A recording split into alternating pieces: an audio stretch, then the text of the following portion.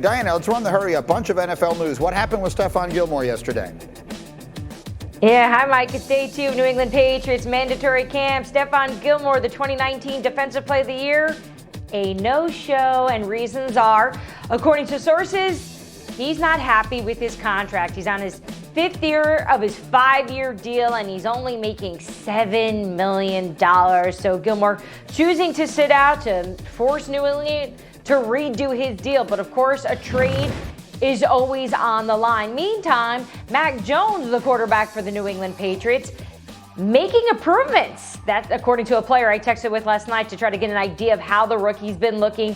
Weather was pretty bad and rainy in New England, but he was doing a really good job out there at practice. But the one thing that stands out about Mac Jones, and we talked about this during the draft, is his ability to process. And he's doing a good job already with that offense yesterday, even airing the ball out a little bit. We haven't seen that over the last 10 OTAs he's been part of. In the meantime, I know we've been spending so much time talking about Aaron Rodgers, but Deshaun Watson obviously is still a really big story. We know that a lot of decisions still need to be made, but yesterday, GM Nick Caserio went on a local Houston sports radio talk show, and he gave a little bit more than he normally does, Greeny. He says, we're going to look and hopefully make a decision on what we're going to do by training camp. So now we got a little bit of a timeline in terms of what the Houston Texans front office is thinking and whether or not they want to deal Deshaun, keep him, and obviously try to figure out a way to make that all work. But I do know this, that I can report that they are still open to trading him. All right, yeah, again, to your point of a moment ago, there are so many factors well beyond football that will go into what winds up happening there, but we'll see. And training camp is about a month away. In the meantime, let's talk about another quarterback here, and that is Baker Mayfield. Expectations are awfully high for him and his team this coming year after Mayfield had a terrific season in his 3rd year, finishing in the top 10 in QBR, quarterbacking the Browns to their first playoff win in 26 years. He was the number 1 overall pick in 2018. He's eligible for an extension. He will enter the season with continuity around him. Could mean for even better things in 2021. Of course, we'll have to see. He's also expected to have a healthy Odell Beckham Jr., who will return after suffering a torn ACL in October. And so as I sit here, and Dominique Foxworth, you and I were chatting just briefly before the show, you look at a guy like Baker Mayfield, and while everything is set up, of all the really good young quarterbacks in the AFC, he may have a better team around him than any other. I wonder what you think of the pressure there is on him, considering that and his contract and everything else, to play big this year. The pressure is high, and it's kind of been unfair what we've been doing to Baker Mayfield because his rookie year, he's a number 1 overall pick. Pressure's high. Following year, they stack the roster. Pressure's high. Next year, it's like, is he going to get the 5th-year option picked up again? Pressure's high. Again, this year, people are talking about them as a legitimate contender for the Chiefs, and the pressure is high. I'm not sure any quarterback has started their career with as much pressure as Baker Mayfield has every year. And again, I don't know that it feels like it's unfair to do as a person, but I'm not sure it's unfair analysis. Like, we understand that this team has no real major holes. They filled the secondary issue with some players that they picked up off of the Rams. The only thing that could take them to the next level right now, I think, is a less run-based, play-action-based offense and more Baker Mayfield in the pocket picking people apart. And if Baker's going to do that, then they are just as good as the Chiefs. But I'm not sure that Baker has that capacity in him. Well, but that's a good example of why there is that pressure, D. Wood. I mean, we're sitting here basically saying if Baker Mayfield takes another step forward, the Cleveland Browns could be in the Super Bowl. That is a statement that in and of itself, D. Wood, brings some pressure with it. Well, absolutely. We saw what Baker Mayfield did in last year in the postseason. And for me, it's about moments for Baker Mayfield because I think the Cleveland Browns' best chance of getting to where they were and surpassing that is continuing to stay within what they want to do. They are a run-first base offense. They have an elite offensive line. They have 2 elite backs. Obviously, we know about Jarvis Landry and Odell Beckham Jr.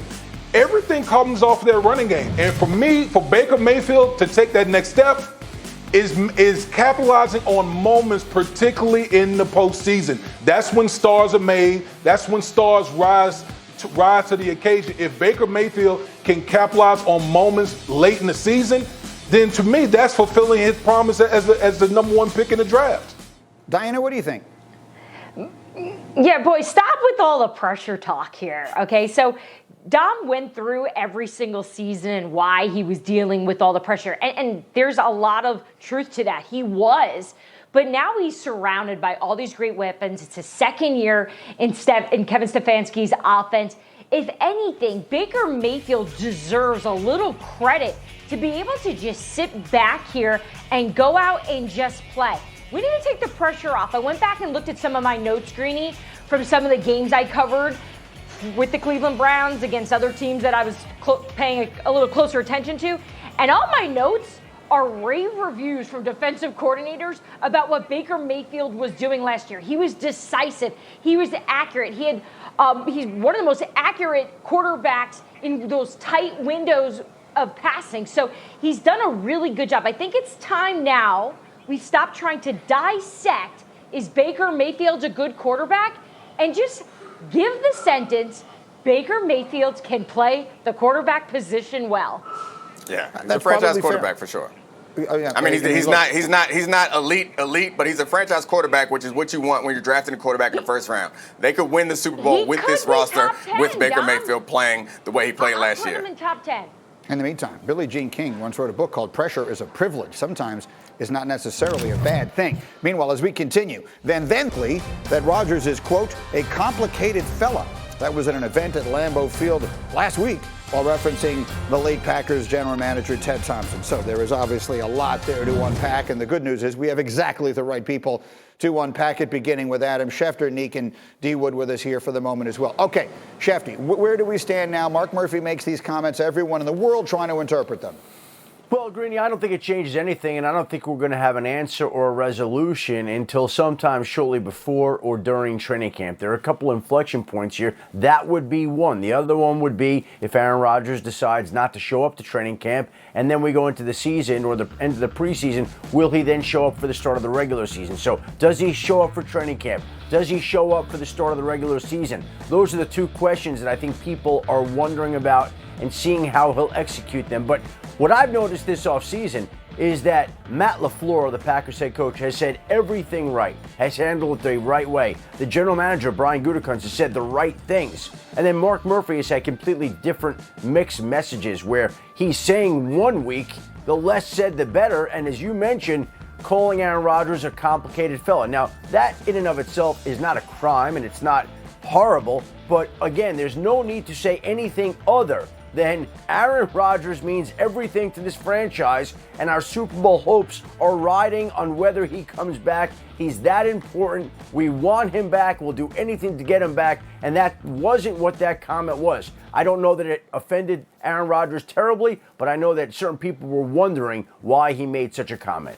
Absolutely, and I would imagine that the other two gentlemen on our panel here were among those people wondering. D. Wood, when you first saw it, Mark Murphy calls Aaron Rodgers a, quote, complicated fella. What was your immediate reaction, D. Wood? Man, what the hell is he talking about, man? It sounded like a boomer type comment. That's the way it sounded to me. Because if you're Mark Murphy, and you already touched upon it, everyone else has been complimentary of Aaron Rodgers, has been saying all the right things. And then you're going to come out and say, oh, he's a complicated fella. Man, Aaron Rodgers make the Green Bay Packers. Aaron Rodgers is the face of the Green Bay Packers. And what we have is a situation with this complicated fella is he's dug in. So why in the world would you make any comment through the media that could further complicate matters? It just makes no sense to me. And it just gives you a glimpse of how some front office people think in this era of player empowerment.